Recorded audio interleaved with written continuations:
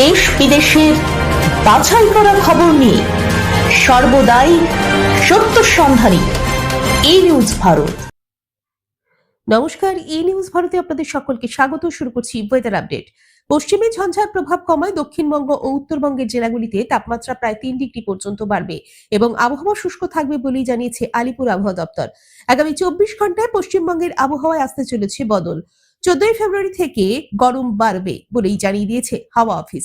আপাতত শীতের আমেজ থাকলেও খুব শীঘ্রই তা বদল হতে চলেছে। আগামী কয়েকদিনে শহরের তাপমাত্রা অনেকটা বাড়বে বলে জানা গিয়েছে। একই সঙ্গে গরম বাড়বে উত্তরবঙ্গেও। দক্ষিণের জেলাগুলিতে এক ধাক্কায় 3 ডিগ্রি করে বাড়তে চলেছে তাপমাত্রা। বাড়বে রাতের তাপমাত্রাও। আজ অর্থাৎ শুক্রবার থেকে বাড়বে তাপমাত্রা 2 থেকে 3 ডিগ্রি করেই বাড়তে চলেছে তাপমাত্রা। সকাল এবং রাতে হালকা শীত অনুভূত হলেও দুপুরে বাড়বে গরম। উত্তর থেকে দক্ষিণ সর্বত্রই আগামী 7 দিন আবহাওয়া শুষ্ক থাকবে, কোথাও বৃষ্টির কোনো সম্ভাবনা নেই।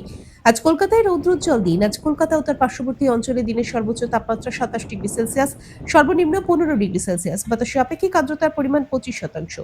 ব্যুরো রিপোর্ট, ই নিউজ ভারত।